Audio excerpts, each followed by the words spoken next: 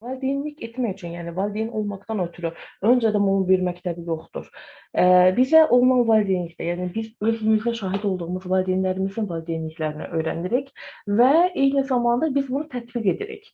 Amma biz orada doğru şeylər də öyrənmiş oluruq və yanlış şeylər də. Eyni zamanda bildiyimiz və bilmədiyimiz doğru və yanlışlıqları eyni zamanda tətbiq edirik. Bu birbaşa uşaq profilinə də təsir göstərir. Yəni bəzən fərqinə olub səhvləri edirik, bəzən də səhvlər etdiyimiz səhvlərin fərqində olsaq da onları necə düzəltməyi bilmirik. İstiqamətini bilmirik. Bəzən o qədər də yanlış məlumatlar var, bilgi kirliliyi var. Sosial media üzrə və hamı hər kəs üstünlük verir internetə, mənşəyi bilməyən kitablardan da müşahidə oluna bilər. Bu bilgiləri əldə etdiyimizi sadəcə bilmirik, hansı istiqamətdə çıxış yolu axtarırıq. Biz bugün bu demək ki, mövzulara toxunacağıq ki, biz necə ailə münasibətləri, ailə fərdləri arasında bu həm uşaqlara, həm də yeniyetmələrə, eyni zamanda həyat yoldaşımızın partnyorlarımız üzrə də tətbiq edə biləcəyimiz bir sıra vacib üsullar var. Biz bunlara toxunacağıq. Və öncədən də qeyd etdim ki, biz burada hər hansısa bir necə deyim, uşaqları etiketləməyəcəyik. Yəni biz deməyəcək autizmli uşaqlar, biz deməyəcək psixoloji ləngiməsi olan bir uşağa, inkişaf geriliyi olan uşaq. Biz burada etiketləmə olmayacaq və danışdığımız bütün şeylər bütün uşaqlar üçün ümumiyyətlə şamil olunacaq inkişafına təsiri. Ümumiyyətlə valideynlik tərzi nə deməkdir? Valideynlik tərzinin tərifini qeyd etmək üçün iki meyardan istifadə edəcəyik. Bunlardan biri nədir? Valideynin uşağa göstərdiyi sevgidir, diqqətin səviyyəsi ilə ölçülür. İkinci bir meyar isə uşağın nəzarəti, uşağa olan nəzarət səviyyəmiz, valideynin ona qarşı qoyduğu tələbləri səviyyəsi valideynlik tərzini ölçən iki meyarlardan biridir. Ümumiyyətlə bir sıra valideynlik tərzi var. Bu valideynlik tərzindən ən əsası da demək ki, yəni 4-ü əsas götürülür. Yəni bu beynəlxalq olaraq bunlardan avtoritar, icazə verən, yəni permissiv, səhlankar və demokratik olmaqla da yəni 4 qrupa bölünür. Avtoritar, yəni bizim dildə desə itaətkar, təlatkar valideynlərdir. Bu demək olar ki, bizim hamımız demək olar ki, bu valideynlik tərzini görmüşük. Bu nə deməkdir? Valideyn uşağını itaət etməsini istəyir hər şeyə. Dediklərini hərf və hərf yerinə yetirilməsini gözləyir. Burada valideyn üçün uşağın düşüncəsi, fikri, seçim önəmli deyil.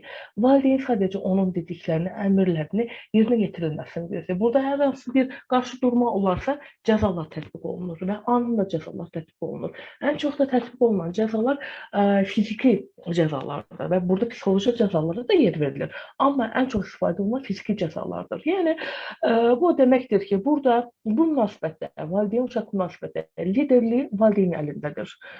Həm münasibətdə, həm ünsiyyətdə və eyni zamanda burada danışan yalnız valideyndir, dinləyən yalnız uşaqdır. Burada hər hansı bir fikir mübadiləsindən söhbət gedə bilmir, seçim azadlığına söhbət gedə bilmir. Təbii ki, bu valideynlik tərzinin uşaqda yaratdığı bir sıra profil var. Bu profil nə deməkdir? Bu uşağın profili görünüşə qədər sakitdir, yalnız kədərlidir.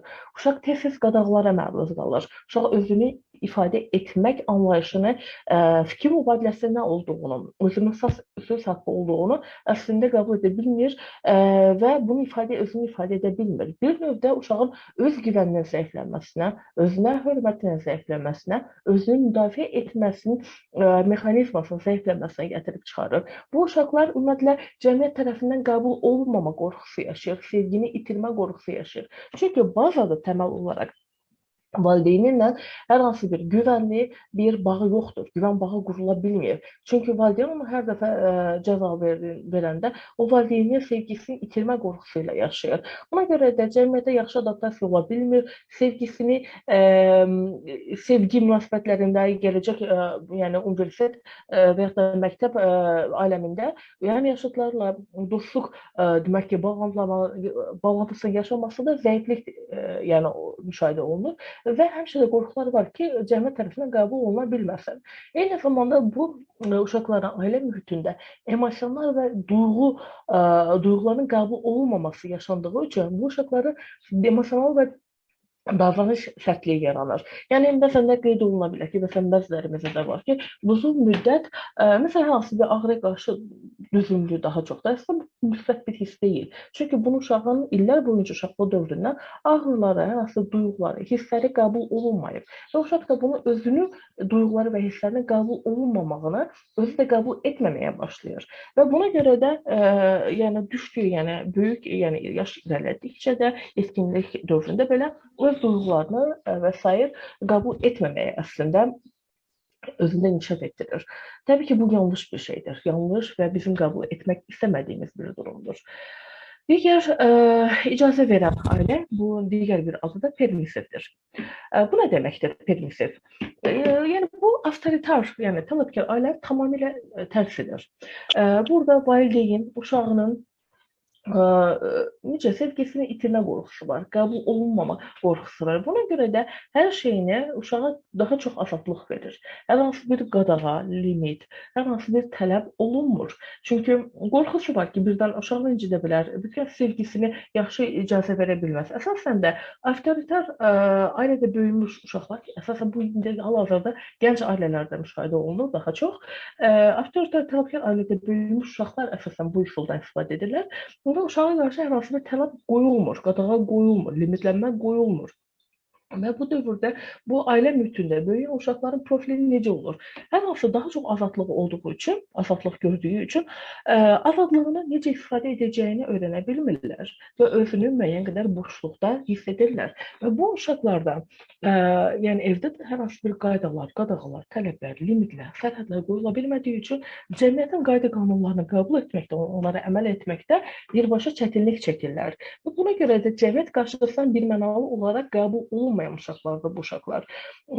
Və onlar hər hansı bir limit tanımırlar. Əsasən evdə də kral kimi böyüyürlər, amma cəmiyyətdə qayda qanunları tamamilə fərqlidir və onun müəyyən bir qrup tərəfindən qəbul olunmama şansı var ki, bu da uşaqda geri yansıtma kimi özünü pis hiss etmə anlayışı əslində inkişaf etdirir. Bu icazə verən valideynlərin uşağının profilidir. İkinci, ən çox istifadə, yəni doğru, ideal ailə tərzi demokratik ailə tərzidir, valideynlik tərzidir. Əslində bu mühit permissiv, yəni icazə verəndən tələbkar, itaətkar ailə tərzinin birləşməsindən demək ki, ortaq meydana gələn bir valideynlik tərzidir. Burada, məsələn, biz danışdıq, tələbkarda, yəni avtoritar ailə tərzindən necədir? Lider valideynin özüdür. İcazə verəndə lider uşağın özüdür. Avtoritarda danışan valideyndir, icazə verən ailə tərzində danışan uşağın özüdür. Avtoritarda ümumiyyətlə əməl edən uşağın özüdür, icazə verən ailə tərzində deyilənlər əməl edən valideynin özüdür. Amma burada demokratikdə ən lider bərabər paylanmışdır.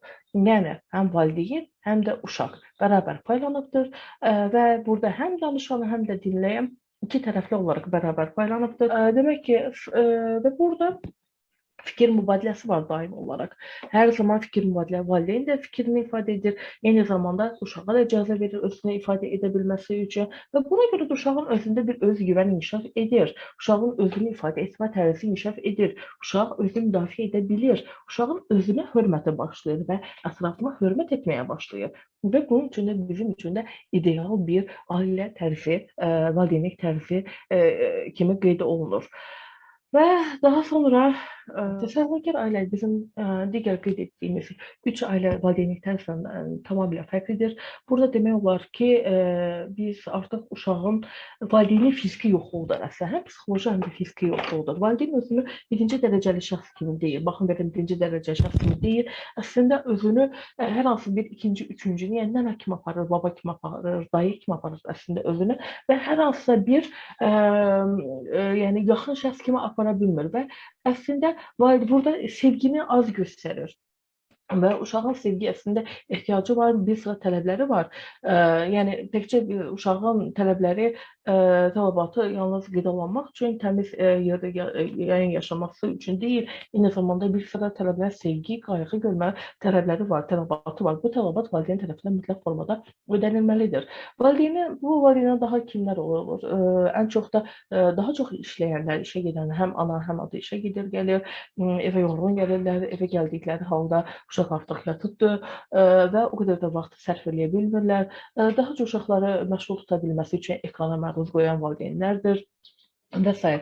Az nəzarət, az sevgi, az diqqətin olunduğu ailə tərzi, valideynlik tərzi səhlankar valideyn tərzi kimi qeyd olunur. Səhlankar valideyn uşaqların profili tamamilə fərqlidir. Burada bir sıra inkişaf pozğunluqları müşahidə oluna bilir. Eyni zamanda bu tərzdə böyüyən uşaqların daima sevgiyə ehtiyacları olduğu üçün sevgiyi əldə edə bilməsi üçün hər şey edə bilər uşaqlar profili yetişdirir. Yəni diqqəti çəkmək üçün, sevgiyə möhtac olduğu üçün hər şey edə bilərlər bu uşaqlar və bu uşaqlarda təməl bazada güvən yaranmadığı üçün, yəni güvənli bağın yarana bilmədiyi üçün bu uşaqların gələcəyində də inamlı ola bilmirlər, güvənli bir bağ qura bilmirlər. Yəni və bəzən də bu uşaqlar özünün sevgiyə layiq olmadığını, daha çox da özünü günahlandırma ilə inkişaf edir. Məsələn, qısa konkret olaraq demokratik ailədə uşaq müstəqil olur, özünə inam, özünə nəzarət, hər şeydən maraqlanan olur. Avtoritar və yaxud da tələtkar və yaxud da digər adı itaətkar ailədə uşaqlar güvənsiz olurlar, ya itaətkar olurlar. Ümumiyyətlə itaətkar anlayışı yanlış anlayışdır. Biz bu itaətkarlıq uşağımıza aşılamamalıyıq. Çünki ailədə itaətkar olan özünü ifadə edə bilməyən uşaqlardır. Sabah başqa yerdə itaət edəcək, sevmədiyi işlər üzrə itaətkarlıq göstərəcək, özünü ifadə edə bilməyəcək, özünü müdafiə edə bilməyəcək. Bu uşaqlar özünü günahlandırma ilə məşğul olacaqlar. Bu uşaqlar profildə sakitdir, qapalı olurlar, narazı olurlar. İcazə verən ailədə yetişən uşaqlar yaradıcı olurlar, aktiv olurlar, ancaq yetkinləşməyən olurlar. Çünki artıq nəsə bir tələb qoyulmadığı üçün özlərini istədiyi formada apara bilirlər. Əsasən də bu uşaqlar gənc yaşda daha çox uşaq kimi, özünü uşaq kimi aparan xasiyyəti olan insanlardır. İsyankar olurlar, çox maraqlanmırlar. Çünki qabaqlarında hər hansı bir hədəf və maraq olmadığı üçün. Bu hədəf, maraq valideynin iştirakı ilə əslində qoyulan bir demək ki, qoyulur, amma bunlara qoyulmadığı üçün və bunlara çox azad olduğu üçün bir özünü boşluqda hiss edirlər. Özünə nəzarətin və əsnikarlığın yoxluğu müşahidə olunur. Amma səhlankar ailədə ümumi inkişaf geriliyi, davranış pozuntusu, öz güvəni, zəifliyi də müşahidə olunur. Və bizim ailə danışmanlığı kimi biz keçəcəyik. Ailə danışmanlığı nədir? Ailə danışmanlığı əslində bir ixtisas kimi qeyd olunur. Tibb işçiləri, psixoloqlar, psixoterapevtlər, psixiatrlar tərəfindən, eyni zamanda uşaq inkişaf mütəxəssisləri tərəfindən aparıla bilən bir demək ki, üslubdur. Ailə danışmanlığı əsas məqsədi ailə fərdləri arasında ünsiyyətin və münasibətin bərpası üzrə gedən bir bərpasına aparan bir ixtisasdır və bu ailə danışmanlığı nə haqqında maraqlanır? Uşaqla yeniyetmələrlə sağlam ünsiyyətin necə qurulması və bizim qurduğumuz münasibətin uşaqlardakı nəticələrinin.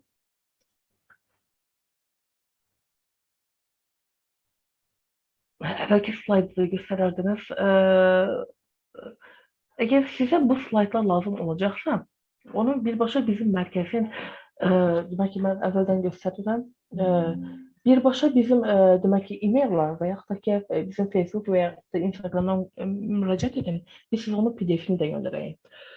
Onu mütləq formada qeyd edin, kim istəyirsəm. Avtoritar valideyn övladlarına profili, icazə verən ailənin profili, valideynlərin, demək ki, burada icazə verən valideynlərin uşağının profili, demokratik valideynlərin övladının profili, səhlankar ailə, səhlankar valideynlərin uşağının profili və qeyd etdiyimiz ailə danışmanlığı. Bəli. Demək ki, balansda biz ailə danışmanlığına danışdıqda, ailə fərdləri arasında münasibətin, düzgün münasibətin qurulmasına əgər danışacaqsa, bu zaman biz ilk öncə balanslı, yəni transfığını qoruyub saxlayan valideynlərdən danışacağıq. Bu nə deməkdir? Balanslı valideyn, ümumiyyətlə valideyn tək tərəfli deyil, valideynin iki tərəfli, ana və atadır. Və valideyni gedən və uşağın tərbiyəsində də iki şəxs mütləq formada iştirak etməlidir. Həm fiziki varlığını göstərməlidir, həm psixoloji varlığını da göstərməlidir. Siz də sağ olun. Demək ki, bu nə deməkdir? Yəni, ana və ata eyni mövqedən çıxış edir. Ana və ata eyni sözə malik olur. Balanslı o deməkdir. Yəni, uşaq bir şeydir. Ana hə deyib, ata yox deyəndə uşaq əslində çaşıb qalır. Bilmir kimi inansın. Anaya mı inansın, ataya mı inansın? Və nəyin səhv, nəyin doğru olduğunu bilmir. Və bu bizim demək olar ki, hər birimizin yaşadığı bir durumdur. Buna görə də Ona ata eyni sözə malik deməlidir. Eyni mövqedən çıxış etməlidir. İkisi də eyni şeyə hə deməli, ikisi də eyni şeyə yox deməlidir. Yəni bu yəni bugün bir şeyə hə deyib, sabah eyni şeyə yox deməsinlər. Yəni buna görə də tarazlığının balansını mütləq formada valideynlər qorumalıdır. Ümumiyyətlə uşaqların şəxsiyyətinin formalaşmasında da, yəni uşağı aldatmaq, yalan söyləmək, səbəbini demədən nəyisə tətbiq etmək uşağın şəxsiyyətinə birbaşa təsir göstərir. Çünki əslində uşaqdır, yeni doğulmuş uşaq, əslində onu bir zəif bacarıqlar kimi onu qeyd edin və günü-gündən hər gün nə isə öyrənir. Onu öyrədən əslində bizik, ətraf mühitdir. Birinci dərəcəli şəxslər, yəni valideynləridir onu öyrədəni. Bizim səbəbimizlə. Əgər biz doğru şeyləri öyrətsək, uşaq doğru şeylərə malik olacaq. Əgər yanlış şeylərə şahid olsa, məsələn, mən uşağa desəm ki, yalan danışmaq olmaz. Amma mən gedib partnyoruma yalan danışsam uşağın önündə, artıq uşaq mənim sözümə inanmayacaq, güvənməyəcək. Çünki mən dediyimi tətbiq etmirəm. Yəni biz həm dediyimizi hərəkətlərimizlə, bədən dilimizlə, davranışımızla tətbiq etməliyik. Təkcə uşağa qarşı deyil, ətrafa qarşı da. Və eyni zamanda da balanslı, yəni balanslı valideynliyi də hər iki valideyn əməl etməlidir. Yəni hamının sözü eyni olmalıdır. Və biz sözümüzü dediyimiz nəticəsində onun nəticəsi və səbəbini ona mütləq formada qeyd etməliyik. Və biz cəzalar, demək olar ki, hamımızın yaşadığı, demək olar ki, əksəriyyətimizin də tətbiq etdiyi cəzalar var. Cəzalar artıq fiziki və psixoloji cəzalar olaraq iki yerə bölünür. Fiziki cəzalar nədir? Fiziki təmas. Biz artıq burada şiddətdən danışmayacaq. Göyərdi, qan çıxdı və s. Bundan danışmayacaq. Yəni şiddətindən asılı olmayaraq fiziki təmasdan tutmuş. Yəni döyməkdir, itələməkdir, çimdikləməkdir, sərt və yumuşaq da olsa əllə vurmaqdır, şillə vurmaqdır və s. Bunların hamısı fiziki cəzaya, eyni zamanda uşağın sevdiyi əşyadan, nəsmədən uzaq tutmaq, məhrum etmək özü də fiziki cəzaya gəlib çıxır. Bu tip cəzalanma bilirsiniz nəyin üzərində qurulur? Uşağın zəifliyinin, gücsüzlüyünün üzərində qurulmuş bir cəzalardır. Fiziki cəzalar. Yəni bilirik ki, uşağımız gücsüzdür, biz onu döyə bilərik və s. Və bu zaman tətbiq edirik. Yəni yenə də deyirəm, bu zaman bizim ona göstərdiyimiz fiziki şiddətin dərəcəsi bizim üçün önəmli deyil. Adi bir toxunmaq belə bu bir fiziki cəza sayılır. Psixoloji cəzalar nədir? Ümumiyyətlə psixoloji cəzalar fiziki cəzadan asılı olar, yəni fərqli olaraq incidən deyil, hər hansı bir təmas burada olmur. Uşağın haqlarını məhdudlaşdıran bir şeylər deyil. Sadəcə psixoloji cəzalarda valideyn uşağa olan sevgisini məhdudlaşdırır. Uşağı yox sayır, şəxsiyyətini yox sayır. Məsələn, bunu necə ifadə edək? Uşaq bir yanlış bir şey edir, fiziki cəzada biz onu qışqırırıq, döyürük və s. vururuq, əşyasını əlindən götürürük, otağa salıb bağlı. Bu bir fiziki cəzadır. Amma uşağı düzgün disiplin etmək üçün bəzən valideynlər deyir ki, yox, mən cəza verən valideyn deyiləm və mən sadəcə küsürəm. Küsmək burada uşağı yox saymaqdır. Bu bir psixoloji cəzadır. Bu daha da çox travmatik bir cəzadır. Uşağın bizə ehtiyacı olan halda gəlir, üzr istəyir və s. Sənin etdiyin hərəkətləri mən unutmamışam və mən sənə danışmayacağam. Küsməyimizə davam etdiririk. Yəni psixoloji, fiziki cəza müəyyən qədər vurduq və s. bitir. Amma psixoloji cəza müəyyən bir müddət davam edir. Daha çox travmatikdir. Yəni yenə də qeyd edirik, psixoloji cəzalar fiziki cəzalardan daha çox travmatikdir. Yəni fiziki cəzalandırdıq, yəni o bitə bilir, müəyyən bir müddəti var bitməsi üçün, amma psixoloji cəzalar bitmir, müəyyən müddət davam edir və buna görə də uşağa verdiyimiz travmanın şiddəti də artır. Bu birbaşa uşağın şəxsiyyətinin formalaşmasına, özgüvəninə də mənfi təsir göstərir psixoloji cəzalar. Ümumiyyətlə İndi psixoloji cəzaya məruz qalmış uşaqlar tərk edilmə qorxusu yaşayırlar, sevgisiz qalma qorxusu yaşayırlar. Sadəcə məsələn bizim uşağımızdan küsəndə o fikirləşir ki, artıq bizi sevmir. Yəni bu düşüncəsi onda var, valideynim artıq məni sevmir. Yəni bir növ özünü günahlandırmaya inkişaf etdirir bu uşaqlar. Ümumiyyətlə bizim istəmədiyimiz bir durumdur. Çünki bu özünü günahlandırma levelini biraz qaldıra bilir. Yəni necə deyim, səviyyəsini, şiddətini biraz qaldıra bilir. Məsələn, məktəbdə özünü müdafiə edə bilmir və də hər hansı bir kiçik demək ki, hərəkətdən belə başlayır özünü günahlandırma. Məsələn, kimsə bunu itələyib, özünü müdafiə etmək üçün uşaq başlayır geri itələməyə və son və hətta həyat keyfiyyətinə təsir göstərə biləcək dərəcədə başlayır özünü günahlandırmağa. Mən yanlış hərəkət etdim. Əslində biz bu hərəkətin yanlış və doğru səviyyəsini analiz etməyəcəyik. Çünki sadəcə uşaq özünü müdafiə etmək istəyir və bir normal bir reaksiyadır uşağın etdiyi. Biz bunu analiz etməyəcəyik. Sən niyə itələdin? Çünki özünü müdafiə etmək istəyirdi. Amma uşaq bunu başlayacaq günahlandırmağa. Nəyəsə toxunanda, kiməsə nəsə bir sərt, yəni emosional duyğularından, demək ki, durumundan asılı olaraq kimsə sərt belə cavab verirsə, hər kiçik nöqtəyə qarşı başlayacaq günahlandırmağa. Bu yaxşı bir əlamət deyil özünü günahlandırır. Çünki bu uşaq özünün istəklərini, hisslərini, duyğularını bir nöqtədən sonra məhdudlaşdırır, özünü ifadə edə bilmir əslində. Birbaşa öz güvəninə də mənfi təsir göstərir. Biz öz güvəndən danışırıq. Öz güvənə bir açıqlıq gətirmək istəyirəm ki, öz güvən uşağı artıq əmindir seçimindən, özünü ifadə etməsindən, nəyə harda deməsindən və öz güvəninin içərisində bir pozitivlik var. Əgər məktəbdə müəllim uşağa deyir ki, dəftərini aç, yazacaq, yox, yazmayacaq, mən istəmirəm. Bu uşağın öz güvəni deyil. Biz bunu artıq mənim uşağım öz güvəni uşaqda özünü ifadə edə bilir. Kimi deyə biz sevinməməliyik. Çünki burada hər hansı bir pozitivlik yoxdur. Özünün müdafiəsi yoxdur burada əslində. Yəni bu tamamilə fərqli anlayışdır. Öz güvəni içərisində pozitivlik olmalıdır. Uşağın özünü ifadə edə bilməsinin bir pozitivliyi olmalıdır. Qarşıdurma deyil. Qarşıdurma və öz güvən tamamilə fərqli anlayışdır. Buna da diqqət etməliyik təbii ki. Sual olunur daha çox valideynlər. Mənim övladım niyə aqressivdir? Mənim övladım niyə həm yaşıdlarını vurur? Mənim övladım hətta böyükləri belə vurur. Kimi bir suallarımız olur. Aqressivliyini soruşuruq. Ümumiyyətlə, fiziki cəzalara məruz qalmış uşaqlar birbaşa şiddəti öyrənən uşaqlar fiziki cəzalama davamlı olduğu halda, yəni bu uşaq artıq valideyninə güvənə bilmir. Biz bu haqda suallar cavablandırdığım haqqında mən qeyd edəcəyəm. Məsələn, uşaq götürür bıçağı, başlayır demək ki, o bıçaqla oynamağa. Təbii ki, təhlükəli bir əşyadır. Ancaq məsələn 3 yaşında bir uşaqla götürür əlinə, başlayır oynamağa. İstəmirik. Özünü zədələyə bilər və bunun üçün biz ona deyirik ki, bıçaqla yəni oynadığın halda özünü zədələyə bilərsən. Zədələyə bilmə şansı var və biz onu geri bildirim edirik, məlumatını veririk ki, yəni belə bir təhlükə var. Amma mən tutub onu döysəm uşağı ki, niyə götürmürsən bıçağı götürəm əlindən, bir dənə də şillə vururam uşağa. Uşaq bilmir niyə döyüldüyünü əslində. Çünki biz onu müdafiə etmək istəyirik əslində, başa düşürəm, müdafiə etmək istəyirik. İstəyirik ki, zədələməsin özünü. Və yetərli də vaxtımız yoxdur, yarım saat oturub buna izah edək və başlayır onu vurmağa. Bu bizə haqlı sayacaq bir şey deyil. Uşaq bilmir nə üçün vurulduğunu, uşaq bıçağın zədəli olduğunu heç bilmirdi. Amma biz ona geri bildirmə eləyəndə ki, sən əlini zədələyə bilərsən. Cəmilə xanım, sizin mikrofonunuz açıqdır. Çox sağ olun.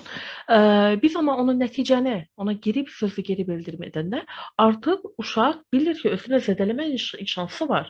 Yəni biz uşağa seçim veririk əslində ki, sən ya özünü zədələyəcəksən, ya da bıçağı kənara qoyub özünü zədələməyəcəksən. Təbii ki, hər bir insanın özünü zədələyə bilməmək kimi, zədələmək istəməməsi kimi bir istəyi var. Və bu 99% hallarda demək ki, öz nəticəsini görən bilə bir üsuldur. Burada hər hansı bir psixoloji küsmürük, fiziki cəza vermirik. Uşaqla öz aramızdakı güvən bağını qırmırıq. Burada aramızda sevgi bağı qırılmır. Televizora çox baxan uşağı təbii ki, biz burada ekranlar haqqında danışacağıq. O bölümdə diqqətli qulaq asın ki, nə etməliyik, nə etməməliyik. Ümumiyyətlə, səbəb-nəticə əlaqəsi olan uşaqlarda, yəni qurulduğu uşaqlar ailələrdə bir-birinə qarşı güvənləri olur, bir-birinə qarşı hörmətləri olur və ən əsaslı uşaqda bir mənlik hissi inkişaf edir. Ümumiyyətlə, məsələn, bir şey olur, biz uşağa deyirik ki, ora getmə deyəndə, uşaq niyəsini soruşur? Çünki mən istəmirəm. Mənim istəməməyim uşaq üçün hər hansı bir məna daşımır. Biz onun həqiqətən nəticəsini söyləməliyik ki, ora təhlükəlidir, yıxıla bilərsən, özünü zədələyə bilərsən ifadəmi sonra mən istəmirəm ifadəsi ahıra. Yəni bizim nəticə kimi biz ona göstərdiyimiz ki, özünü zədələməyi daha informativdir, daha çox məlumat verir, daha çox onun səbəbinin nəticəsi var. Amma mən istəmirəm, hər hansı bir nəticə və səbəb yoxdur. Bunun üçün də mütləq formada diqqətli olmalıyıq. Uşaqlar sizin aynanızdır. Bu deməkdir ki, biz uşağı necə görmək istəyiriksə elə yetişdirməliyik və uşaqla da elə o cür davranmalıyıq. Əsasən də disiplina deyə, uşaqların tərbiyəsinə deyə biz ən çox istifadə etdiyimiz üsul nəsihət verməkdir. Biz nəsihət verməyi çox sevirik və sadəcə nəsihət veririk, ancaq nəsihət verdiyimiz şeyləri əməlimizlə, davranışımızla göstərmərək. Bu çox yanlış bir ifadədir bizim etdiyimiz. Yəni uşağı nəyi ki görmək istəyirik, o formada davranmalıyıq. Biz nəsihətləri kənara qoymalıyıq, dayandırmalıyıq, nəsihət verməyi tamamilə dayandırmalıyıq. Çünki uşaqlar bizim aynamızdır, uşaqlar bizim davranışlarımızı təkrar edirlər. Məsələn, aqressiv bir uşaq daha çox məhdudlaşdırılmış, limitlənmiş, qadağalar qoyulmuş bir uşaqdır. İlk öncə qadağalara gələk. Uşağa qadağa qoyulmalıdır. Uşaq qadağalar sayəsində güvəndə olduğunu hiss edir. Amma qoyduğumuz qadağalar uşağın yaşına görə uyğunlaşmalıdır. Uşağın demək, hər şeyə görə qadağa qoyulmamalıdır. Qadağalar az sayda qoyulmalıdır. Qadağalar ilk növbədə uşaq tərəfindən qəbul olunmasa da ən azından özünü güvəndə hiss etməsini hiss edirlər. Bunun üçün də biz diqqət etməliyik. Nə üçün biz uşağa qadağa qoyuruq? Qoyduğum qadağa uşaq tərəfindən anlaşıldımı və yaşına uyğun gəlirmi? Buna da diqqət etməliyik.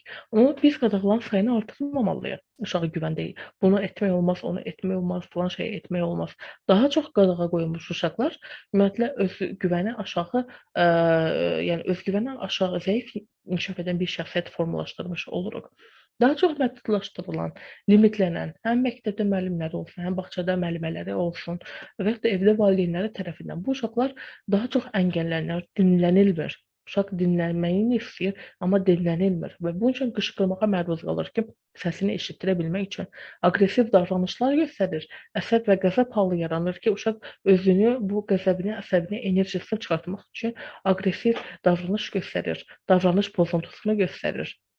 Və yaxud da aqressiv bir uşaq valideynlərinin modeli də ola bilər. Yəni o deməkdir ki, valideynlərin uşağına tətbiq etdiyi cəzalardan, fiziki şiddətdən və s. və ya da valideynlərin bir-birinə göstərdiyi davranışlar uşaq üçün bir modeldir. Və yaxud da ki, uşaq döyən kimi əsəbi hallarını biz tərəfindən gücləndiririk. Yəni o daha da bu əməlləri etməzsə təşviq edirik. Yəni uşaqları daha da həvəsləndiririk. Hər hansı bir neqativ davranışını biz onu sadəcə şərəfləndiririk. Onu necə ay sağ ol, necə də döydün deyərəkdən, özünü belə müdafiə elə deyərəkdən biz bu davranışı uşaqda daha da çox aşılayırıq. Yəni hər davranışımıza görə də biz də diqqət etməliyik. Ağzımızdan çıxan hər sözə qarşı təkcə uşaqla deyil, uşağın önündə partnyorumuz olsun, digər yetişkinlərə olsun, söylədiyimiz hər sözü diqqət etməliyik. Çünki uşaq onu götürür. Valideynlərə məsləhət var. Yəni bu istiqamətdə məsləhət etmək lazımdır. Çünki olduğumuz bir mühit var ki, daima ev işində, çöl işində və s. Ümumiyyətlə stresslə birbaşa üz veririk. Ümumiyyətlə stressiz bir demək ki, bir vəziyyətimiz yoxdur. Yəni insan stressdən uzaqlaşması üçün birbaşa ölməlidir. Yəni ölüm insanı stressdən uzaqlaşdıra bilər. Yəni ona görə də stressdən çalışın, uzaq durun kimi ifadələri əslində yanlış ifadələrdir. Sadəcə bizə olan stressi, bizə olan o gərginliyi idarə etməliyik, istiqamətini dəyişməliyik. Biz onu formalaşdırmalıyıq əslində. Bunun üçün də valideynlər üçün bir sıra bizim məsləhətlərimiz var. Stressli, yoğun gündür və s. bizim qəzəbimizi daha da artıran bir səbəblərdir və buna görə də stresli olduğumuz halda biz uşaqlarla aqressiv danışa da bilirik, neqativ danışa da bilirik, neqativ düşüncələrə də yəni məruz qala bilirik və bu neqativ düşüncələrdir, bizim danışıqlarımızdır. Biz onu birbaşa neqativ davranışlarla da göstərə bilirik. Bunun üçün də bunları azaltmaq üçün nə etmək lazımdır? Valideyn birinci rahatlanmağı öyrənməlidir. Yəni bizə nə lazımdır? Bizə sağlam valideyn lazımdır. Sağlam valideyn sağlam uşaq yetişdirə bilən şəxsdir. Əgər stresli, yoğun, qəzəbli, aqressiv valideyn heç bir halda düzgün uşaq yetişdirə bilməz. Təkcə bu ana daxil deyil, eyni zamanda ata da daxildir. Sağlam ailədə böyümüş uşaq, sağlam mühiti görmüş uşaq sağlam ola bilir. Rahatlanmağı bacarmaq nədir? Bir qəzəb anıdır, stres anıdır. uzaqlaşmaq üçün lazımdır. Yəni bilməliyik ki, mən bu nə məni sakitləşdirə bilər? Sadəcə soyuq suyuna əlimi üzümü yumağım, dərindən nəfəs alıb verməyim və yaxud da ki, bir stəkan çay və ya da bir stəkan kofe içməyi məni sakitləşdirə bilər və yaxud da heç bir şey eləməmək məni sakitləşdirə bilər.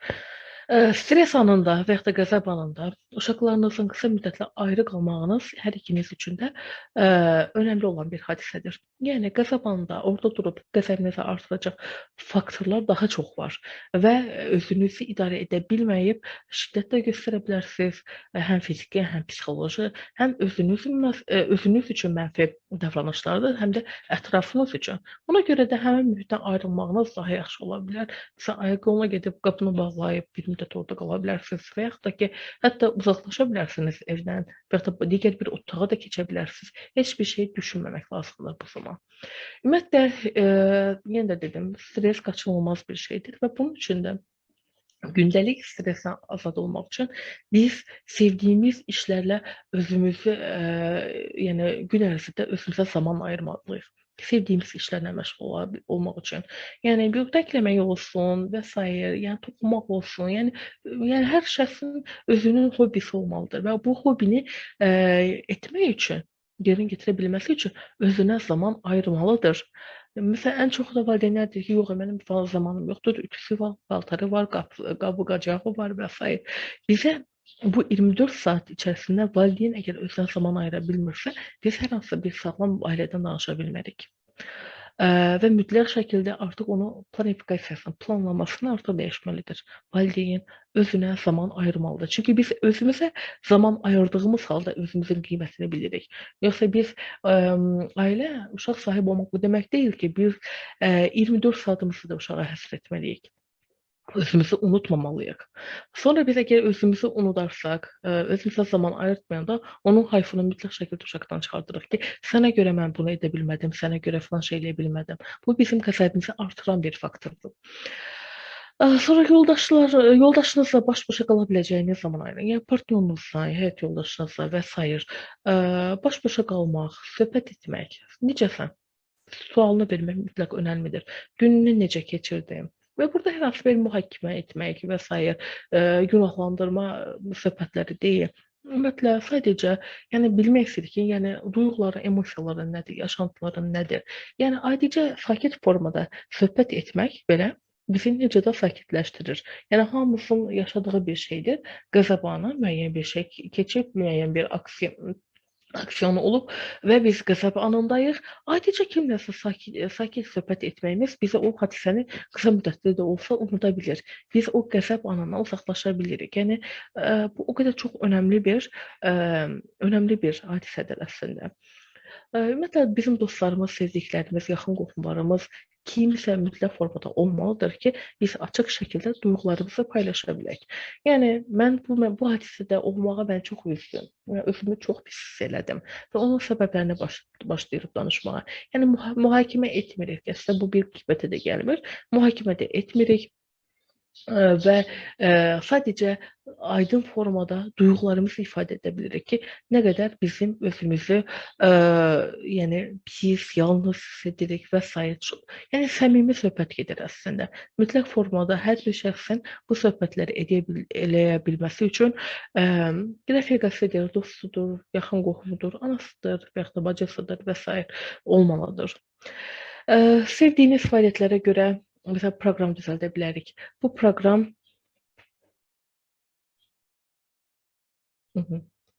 məsələn, bu proqram düzəltmək lazımdır. Bu proqram nədir? Məsələn, biz bura həm uşağımızı da dəvət edə bilərik, həm də ki, yoldaşımız, həyat yoldaşımızla da birgə iştirak edə bilərik. Məsələn, gəzintilər ola bilər, hər hansı bir fəaliyyət ola bilər mütləq formada. Bu proqram üzrə hərəkət etməyimiz bizim həm ailə fərdləri üzrə, həm də uşaqlar üzrə ünsiyyət və münasibətlərimizi düzəldə bilər. Gəzintiyə çıxmaq, idman etmək hamıya demək ki, məsləhət olunacaq bir şeydir. Həm bizim fizioloji sağlamlığımız və fiziki sağlamlığımız üçün, həm də ki, depressiyanla baş-başa gələ bilməsi üçün lazım olan çöldə gəzintilərin olması, uşaqla gəzintiyə çıxmaq və yaxud da ki, uşaq bağçadadır və yaxud da ki, anası, yəni başqa kimsə nəzarəti altındadır. Biz özümüz təkcə gəzintiyə çıxa bilərik. 15 dəqiqəlik, 20 dəqiqəlik, 30 dəqiqəlik bir yürüyüşlər ola bilər. Çox sağ olun. Ümumiyyətlə qəzəbinizi kontrol etməyə çalışın. Yəni bu qəzəbinizi kontrol etməyə çalışmağa mən ətraflı danışacağam. Çünki hamının edə bilmədiyi, amma hamının bilməli olduğu bir şeydir. Çünki qəzəbsiz bir insan yoxdur, stressiz bir insan yoxdur. Yəni daha çox da yəni bəzən də mühakimə olunur əsasında yaşlı fərdlər tərəfindən ki, yəni dözməlisən, eləməlisən, bilməlisən. Əslində bu yanlış, əslində bu fikirlər bizim qəzəbimizi daha da artıran bir faktordur. Bu haqda biz sonraki bir sıradakı slaydlarda ətraflı danışacağıq. Övladınızla keyfiyyətli zaman keçirin. Bu ümumiyyətlə bizim toxunmaq istədiyimiz ən vacib bir punktdur. Biz qeyd edəndə ki, övladınızla keyfiyyətli zaman keçirin. Hər iki valideyn deyir ki, məsələn, ana deyir ki, zaten mən vaxt keçirirəm 24 saat. Ata da deyir ki, çoxunda bizim demək ki, mənim konsultasiyamda daha çox belə rast gəlinir. Ata da deyir ki, işləyirəm və mənim vaxtım yoxdur. Mənim saatlarım yoxdur. Yorğun oluram və s. pul qazanan mənəm. Əslində bunu deyirlər və s. Əslində biz bunu tələb etmirik. Övladımızla keyfiyyətli zaman keçirmək 15 dəqiqədən başlayır. Yəni bu nə deməkdir? Mən telefonu qırağa qoyuram, ekranı qırağa qoyuram, kompüterimi qırağa qoyuram, düşüncələrimi, qayğılarımı, hər şeyi qırağa qoyuram. Heç kimlə və 15 dəqiqə övladımla sadə bir söhbət ola bilər.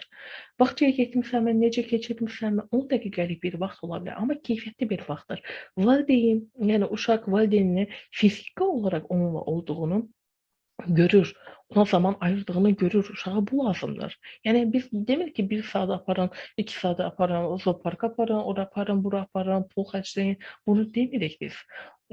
Üzbəüz hər şeyi, bütün qayğıları unuda bilmək bacarığınız olsun və uşaqla bu üzrə artıq ünsiyyətə keçə bilin.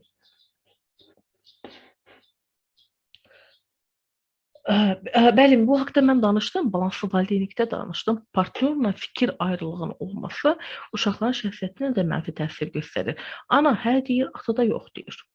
Ata yox deyir, ana da hə deyir. Yəni tamamilə əksi aləm qarışır və uşaq bilmir kimə inansın, nəyə inansın.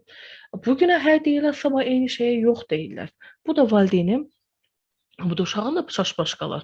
Yəni doğruluğu bilmir, nəyi necə edəcəyini bilmir. Əslində biz uşağa yolu göstərməliyik, doğru yolu göstərməliyik. Həm də bu yolu göstərəndə hətta uşağın inkişafını da nəzərə almalıyıq ki, uşaq özünü ifadə edə bilsin, özünü müdafiə edə bilsin. Amma biz uşaqla başlayırıq eyni şeyi, mən sənə qərar verirəm, mən səndən böyüyəm, yaşca böyüyəm, mən səndən çox bilirəm, mənim dediyimi eləməlisən. Fikri ilə yanaşsaq, uşaq heç bir şey öyrənməyəcək, uşaq bizə də güvənməyəcək. Ən əsası valideynlərdən atalar çoxu uşaq tərbiyəsində iştirak etmək istəmirlər. Bir qonaq kimidir iştirak edirlər, qonaq kimi. Və buna görə də, yəni anan sənə belə öyrətsən, get anandan soruş. Yox, əgər uşaq o valideyndən, atadan soruşursa, müəyyən bir şeyi, ata da anaya yönləndirirsə, bu da yanlış bir şeydir. Valideyn, bu deməkdir ki, iki valideyn arasındakı münasibət ünsiyyət tamlığı yoxdur. Bir-birini dinləmək yoxdur. Bir-birinə hörmət də demək olar ki, müəyyən qədər məhduddur. Və bunun üçün bu artıq uşağa da mənfi təsir göstərir. Bunun üçün biz uşaqla ünsiyyət və münasibətimizi tamamlamaq deyil, bizim partnyorumuzla olan ünsiyyətimizi və münasibətimizi düzəltməliyik. Onun üzərində işləməliyik, daha sonra uşağa keçməliyik. Belə bir sual gəlmişdir. Bəli. Elə bir uşaq qonaq gəlib yuxarıdan hər hansı bir söhbətin içərisində. Daha çox belə olur. Qəzəb halında valideynlərə məsləhətlər. Ümumiyyətlə, ağır yaşayış şəraiti müqavimətimizi qıraraq daha tez qəzəblənməyimizə səbəb ola bilər. Yəni, qəzəb halında göstərəcəyimiz reaksiyaları tanımaq bizim birinci addımımızdır. Məsələn, bəzən də deyir ki, qəzəb halında, stres halında gələndə mənim qarnım ağrıyır, bəzələri ishallar nəticələnir, bəzələri ürək bulanması olur, bəzələri tərləyir, bəzələri qızarır, bəzələrində əzələ tonusu yüksəlir və s. Hamı da fərqlidir. Bizim birinci anımız bu olmalıdır. Mən qəzəblənəndə necə oluram? Yəni, qəzəbim mənim bədənimdə nəyi göstərir, necə göstərir? Qəzəb halında sadaladıqlarım var ki, məsələn, bunlara ki, əzələ gərginlikdir, nəfəs almanın yüksəlişidir, ürək döyüntülərində artışın olması, tərləmədir, üzün qızarması, temperaturun artması. Bu simptom halına nə vaxt keçir? Mən hər zaman qəzəblənəndə eyni əlamətləri göstərirəmsə, bu mənim qəzəb simptomlarımdır. Psixosomatik simptomlardır. Və bunu bilmək lazımdır ilk addım olaraq. Çünki bəzən biz harda necə olduğumuzu, bəzən bu hissi hiss edirik ki, ay ürəyim döyüntüləri artır, amma səbəbini bilmirik. Əslində bunu aydınlaşdıranda görürük ki, qəzəb anındayıq. Qəzəbli andayıq və bizi bu simptomlarla göstərir. Və bunun üçün də bu simptomları öz üzərimizə bilməyimiz və həmin simptomları hiss etdiyimiz müddətdə həmin ortamdan uzaqlaşmağımız lazımdır. İlk addım budur. Oyaq olmaq və özümüzü tanımaqdır. İkinci, demək, qəzəb anımızı azaltmaq üçün neqativ düşüncələr hamının etdiyi bir şey var. Qəzəb anında başlayırıq öz-özümüzə söyləməyə, danışmağa və neqativ düşüncələri var. Bu neqativ düşüncələr bizim qəzəbimizi daha da artıran bir faktordur. Bizi sakitləşdirmir. Deyir, danış, söylən, qutaracaq neqativ, yəni qəzəbin. Əslində tamamilə əksidir. Daha da əsəbləşəcəyik, daha da qəzəb anımızı daha da şiddətləndirəcəyik. Və bu neqativ düşüncələr nədir? Öhdəsindən gələ bilmirəm, məni bezdiriblər, bu uşaq məni dəli eləyir, məni özümdən çıxarır. Nə bilim, məndən bu qədər, nifrət edirəm bu dünyaya. Yəni, bu kimi hallar olur. Qəzəb anında başlayırıq danışmağa və bu neqativ düşüncələr bizim qəzəbimizi artırır. Bu anda biz nə etməliyik? Neqativ düşüncələr bizim neqativ davranışlara gətirib çıxardır. Qəzəbimizi artıranda qışqırırıq, şiddəti də burada göstəririk. Qarşımızdakını həm sözəl olaraq alçaldırıq, həm də ki, fiziki şiddət görərək onu alçaldırıq. Bu zaman bu durumda biz qəzəb anında somatik simptomlar ki, dedik ki, qarnımız ağrıyır və s. ürək döyüntülərimiz artır. Həmin hissləri hiss etdiyimiz zaman biz həmin ortamdan uzaqlaşırıq. Neqativ düşüncə çalışdıq ki, heç bir şey düşünməyək, çalışdıq ki, həmin ortamdan uzaqlaşıb və heç bir şey düşünməmək. Və əgər düşünmədiyimiz halda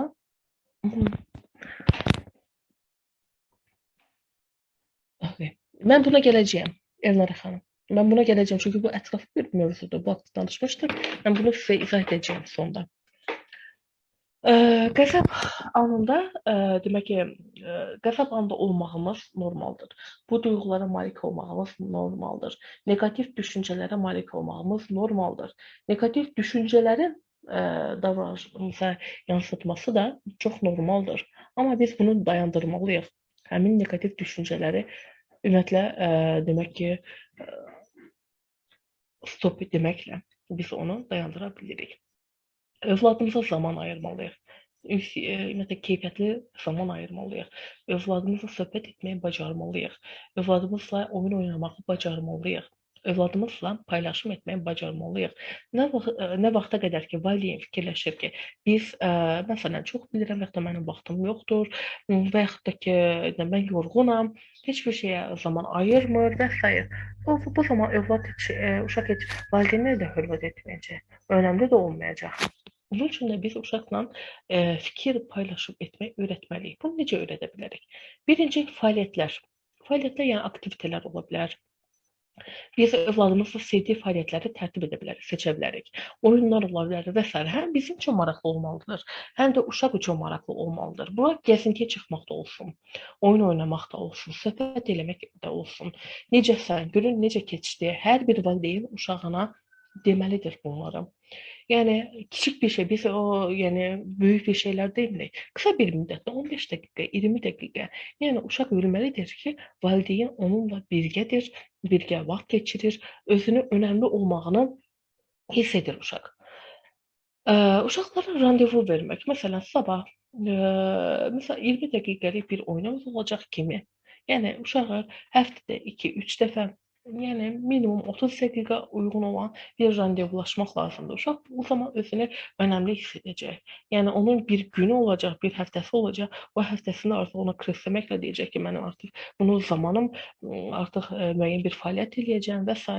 Özünü önəmli sayacaq əslində. Və bunu biz istəyərək etməliyik. Özümüzü məcbur edərək deyil. Əgər məcbur edəcəksə, heç etməyin, heç başlamayın.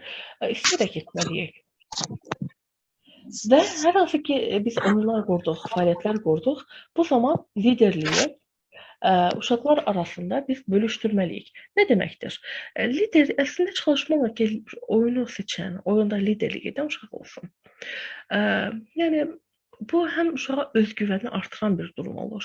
Bu zaman fəaliyyətlər boyunca biz uşağa sözlü geri bildirimlər etməliyik. Afərin, necə də gözəl elədin. Etdiyi hər hərəkətlərini, bütün fəaliyyətlərini ona geri bildirim etməliyik. Çünki uşaqlar bəzi yaxşı hərəkətlər edir. Təbii ki, yanlış hərəkətlər də edir. Biz yalnız fokuslanırıq yanlış hərəkətlərinə. Bunu niyə belə elədin? Bunu niyə bu rəngdə elədin? Qırmızı fil olar deyə başlayır onları yəni həm mühakimə etməyə, həm də davranışla. Çünki bizim üçün yanlış davranışdır. Əslində bir qlobal böyük bir yanlış deyil.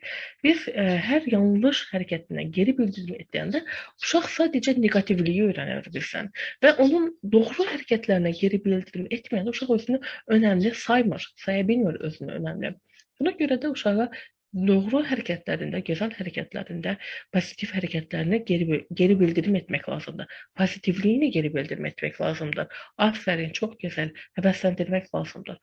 Uşaqla toxunmaq lazımdır. Yəni taktil təmas olmaq lazımdır. Toxunmaq, qucaqlamaq uşağı.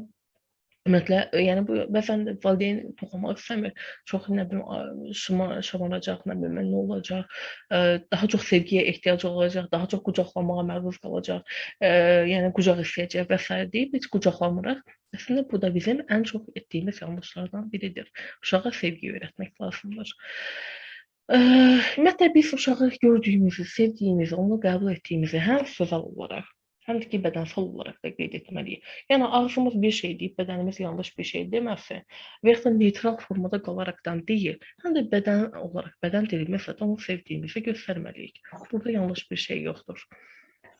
Ümumiyyətlə, fəaliyyətlər, hər hansı bir oyun qururuq və s.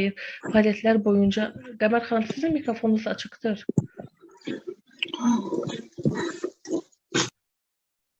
Çox sağ olun. Fəaliyyətlər boyunca bizim yanlış etdiyimiz bir sıra davranışlar var ki, bunu diqqət etməliyik. Fəaliyyətlər boyunca əmr verməkdir, sual verməkdir, uşağın fikrini yayındırmaqdır, neqativ düşüncələrimizi, davranışlarımızı göstərməkdir, mühakimə etməkdir, yanlış şərh etməkdir. Bunu daima biz edirik. Məsələn, bunu hansı formada edirik? Oyun oyunu, topu niyə tutdun? Onları bura qoy. Yox, etdiyi hərəkətlər yanlışdır deyərək geri bildirimlər edirik. Əslində biz uşağımızla, uşağın lider seçib oyun oynayırıqsa, bu fikirlərdən tamamilə vaz keçməliyik. Nədir? Uşaq əslində oyunu seçən uşaqdır və biz onu sevərək və zamanımızı ayıraraq iştirak etdiyimizi uşağa göstərməliyik. Yəni bir növ uşağı təkcə göstərməliyik ki, yəni biz ona dəyər veririk. Fəaliyyətimiz, oyunumuz bitdikdən sonra mütləq formada geri bildirim etmək lazımdır. Əslində çalışmalıyıq ki, pozitiv şeylərin geri bildirimini edək.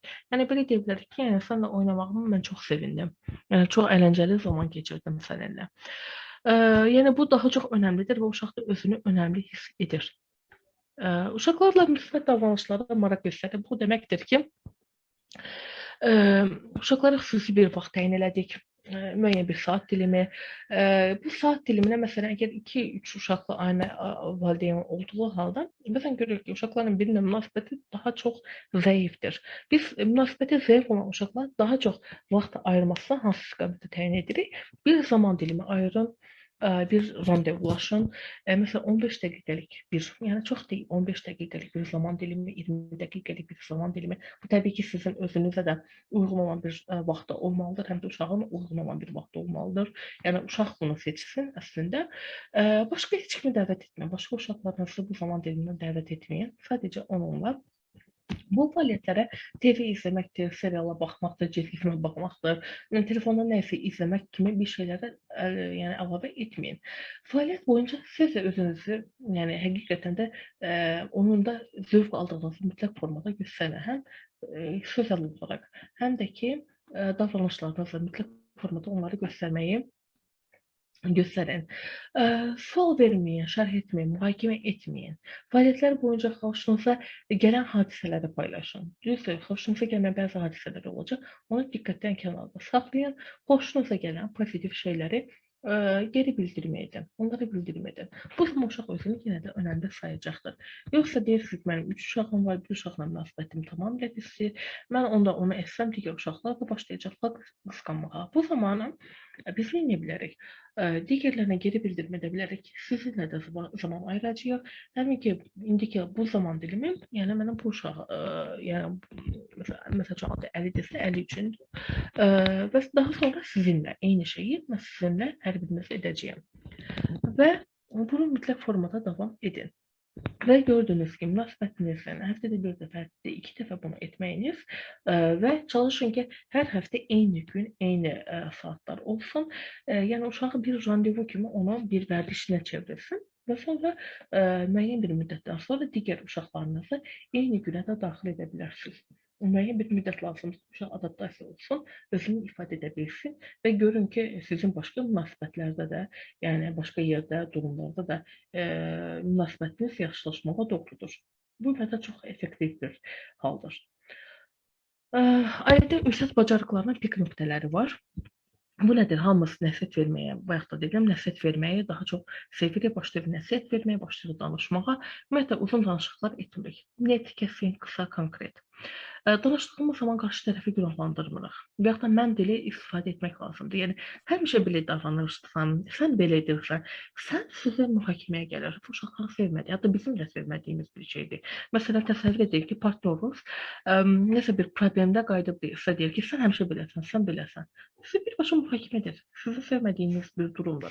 Bunun üçün də neysə müzakirə etdiyiniz zaman həm partnyorunuzla, həm qeyri-yetim uşağınızla, övladınızla, həm də ki, balaca kiçik uşaqlarınızla çalışın günahlandırmayın, çalışın mən dili ilə danışın. Aydın konkret cümlələr qurun və danışdığınız zaman da mütləq formada bədən dilinizi də ünsiyyətə qatın. Əgər əlinizdə bir işinizi görürsünüzsə, uşağınız gəlib sizdən nə isə soruşur. Həmin işi ya yarımçıq qoyun. Uşaqla ünsiyyətinizi davam etdirin. Ya da ki, uşağınıza geri bildirim edin ki, əlində hal-hazırda vacib işim var. Bunu bitirdikdən sonra səni dinləyəcəyəm. Yəni ikisini də eyni anda edib bunu davam etdirməyən bu zaman uşaq özünü mütləq formada dəyərsiz hiss edir. Yəni çox aydın olun. Uşaq nə isə ifadə etdiyi zaman danışıqlarını kəsməyin, özünü ifadə etmək üçün zaman tanıyın. Və həmişə də müzakirə etdiyiniz zaman indiki zamanda qalın. Yəni sən dünənləri belə edirsən, sən həmişə belə edirsən ki, mühakimə etməyin. Bugündə qalın. Bugünkü hərəkətlərini şərh edin. Amma dünənki hərəkətlərini şərh etməyin. Dünənin və yaxud da ki, bir həftə öncəki hər hansı bir səhvini bugün onu müzakirə etməyin. Çünki zaman keçibdir, geriyə qayıtmayın. Həm yeniyetmədə, həm özəl işinizdə də, həyatınızda da, partnyorunuzla olan münasibətdə də eyni şey təkrar edin. İndidə qalın, keçmişə qayıtmayın. Mövzudan mövzuya keçməyin. Məsələn, uşaq nə isə edib, sən bugün bunu belə etmək istəyirsən, amma edə bilmirsən. Çünki sən keçən dəfə nə isə edə bilməmişdin. Yəni, mövzudan mövzuya keçməyin, mövzuda qalın. Yəni, başqa şeyləri qatmayın. Bu, problemi daha da artırır. Bizim məqsədimiz nədir? Problemin yaranmasının qarşısını almaqdır və yaxud da yaranmış problemə həll tapmaqdır. Və bunun üçün də hər iki tərəfdə özen göstərməlidir. Biz mövzunu mövzuya qatmaqla, keçmişə qayıtmaqla nəsə hər hansı problemimizi daha da qabardırır. Ümumiyyətlə, nə isə müzakirə etdiyimiz zaman hisslərimizi, duyğularımızı da əlavə etməliyik. Məsələn, sənin bu hərəkətin məni tamamilə üzdü. Mən özümü çox üzgün, kədərli hiss etdim. İfadəsi işlətməkdə çəkinməyin. Yəni, hisslərinizi qatın öz üzərinizdə. Ümumiyyətlə, qarşınızdakı nə demək istədiyini əmin olun. Sözünü kəsib deməyin ki, mən səni bilirəm. Məsələn, bunu hamımız ifadə edirik. Yəni, zehni oxumaq kimi təxmin etmək nisbi bir anlayışdır. Biz hər zaman bilmirik qarşımızdakı nəyi düşünür. Çünki nisbi də bilmirik, əmin ola bilmirik. Və bunun üçün də qarşımızdakına şərait yaratmalıyıq ki, özünü ifadə edə bilsin və zehnində nə olduğunu bizə ifadə edə bilsin. Ümumiyyətlə, ünsiyyətli, keyfiyyətli bir ünsiyyətdən danışırıqsa, mütləq formada yaxşı bir dinləyicinin olması mütləqdir. Biz yaxşı dinləyici olmaqla, uşağımız bizə nəyisə ifadə edəndə, övladımız, yaxşı dinləyici olmağımızı ona göstərdiyimiz halda, həm də onun da yaxşı bir dinləyici olmasına təşviq edirik. Dinləmək anlayışını biz ona öyrədirik. Məsələn, bir uşaq deyir ki, məni dinləmir. Dinləmir, çünki siz onu vaxtilə dinləməmisiniz. Və yaxud da digər valideyn də vaxtilə ona dinlənməyib. Dinlənməyən bir uşaq dinləməz. önemli olduğunu hiss edilməyən bir uşaq kimisə də önəmini anlamaz. Bunun üçün də biz uşağımızı yaxşı dinləməliyik. Dinləməyin nə olduğunu ona öyrətməliyik, göstərməliyik hər davranışımıza və uşaq da bizi dinləməlidir. Bu da çox önəmli bir durumdur. Bir də var mən mesajları. Mən mesajları nədir? Bayaqlar da dedim, nə üçün yüksək müzakirə edəndə və s. başlayırıq. Sən elədin, sən həmişə beləsən və s. Bu birbaşa mühakiməyə gəlib çıxır. Mühakimə problemi böyüdür. Mühakimə problemi boğacalatmır, böyüdür. Mən mesajları nədir? Məsələn, yoğun bir gün keçirmişsiniz, gəlmişsiniz axşam divanda uzanıb, televizor açırsınız, haqqınızdır. Bir TV proqramına, serial olsun, kino olsun və s. bunu izləmək istəyirsiniz, yenə də haqqınızdır. Amma yan otaqda uşaqlar musiqi açıblar, başlayıb musiqi həqiqətən çox gürültülüdür, yəni yüksək səslə sizi də narahat edir və bu durumda sizi ümumiyyətlə narahat edən bir durumdur. Nə etməliyik? Əsasən valideynlə deyir, kəsin o musiqinin səsi məni narahat edir, qışqırır, təhdid edir. Bu qısa müddətli bir problem həllidir. Uşaqlar ümumiyyətlə bunu daha da aqressiyasını artıracaq. Uşaqlar bəzən də buna sui-istifadə edib valideynini qəzəbləndirmək üçün musiqinin səsini daha da artıra bilərlər. Və bu bizim istəmədiyimiz bir durumdur. Və biz uşaqlara bu durumda aydınlıq gətirməliyik. Mən mesajlarını etməliyik. Onu necə etməliyik? İndi görəcəyik. Bizi narahat edən davranışı açıq və net, yəni qısa konkret şəkildə biz qeyd etməliyik. Birinci, davranışı açıqlamalıyıq. Bu qədər yüksək səsdən dolayı televizoru izləyə bilmirəm, proqramımı izləyə bilmirəm. Nədir bizi narahat edən? Yüksək səsin olmanı ona qeyd edirik. Davranışın sonunda bizə yaradan hissləri biz ona qeyd edirik. Yəni, məni narahat edir. Biz orada sən dil ifadə etmirik. Yüksək səs, davranış bizi narahat edən davranışdır. Davranış narahat edən davranışın bizə yaradığı hisslər məni narahat etməsidir və davranışın nəticəsini açıqlayırıq. Yüksək səsdən dolayı mən televizora izləyə bilmirəm. Bu mesajlar uşaqlara deyil, bizlə bağlı olan bir mesajlardır. Özümüzlə bağlı olan bir mesajdır. Yəni, biz orada demirik, sən elədin, sən imkan vermirsən mənə dinləməyə. Əslində, bizim iki cümlə əslində eyni mənanı götürür. Amma deyiliş və istifadə etdiyimiz sözlər tamamilə fərqlidir. Birincisi mühakimədir. Sən elədin, sənin elədiyin səslər mənə imkan vermir, mühakimədir. Amma yüksək səsdən dolayı mən televizora səslə eşidə bilmirəm və bu məni narahat edir deməyimiz öz üzərimizdən olduğu üçün daha çox effektivdir. Uşaq bu zaman davranışının nə qədər yanlış olduğunu görə bilir əslində və uzun müddətli bir problem həllinə gətirib çıxara bilir. Və problem həllində və s. ailə münasibətlərinin, çünki ailə münasibət dedikdə, yəni ailənin bütün üzvləri, bütün fərdlərinin münasibətləri önəm götürülür. Gözəldən korreksiya edən bir hadisə var. Özəl ailə günləri. Bunu öncədən planlaşmış, randevulaşmış, əsasən də həftə sonlarına və yaxud da ki, salınan bir günlər ola bilər. Bunu heç demək olar ki, çoxumuz bunu tətbiq etmirik, amma etməliyik və bəli, edə bilərik. Amma bunun üçün bir neçə şərtləri var. Necə edə bilərik? Bütün ailə fərdlərinin iştirak edə biləcəyi bir gün. Bütün ailə fərdlərinin hamısına uyğun olan bir gün. Bir yerə toplanırıq evdə və bir müzakirə edirik. Başlamaq üçün, məsələn, həftə sonu hara gedə bilərik? Başlama qoya bilərik və 20-30 dəqiqə artıq olmayacaq bir, yəni yorucu olmasın deyə ilkin olaraq 20-30 dəqiqə bir gün təyin edirik. Həftə sonu nə edəcəyimizlə bağlı bir planlama edirik və biz başlayırıq bunu müzakirə etməyə. Əgər biz, yəni valideyn, burada danışan hamı olmalıdır, həm uşaqlar, həm də valideynlər. Hamıya icazə verilir danışıq üçün, biri danışanda digərləri də bir-birini də dinləyir. Əgər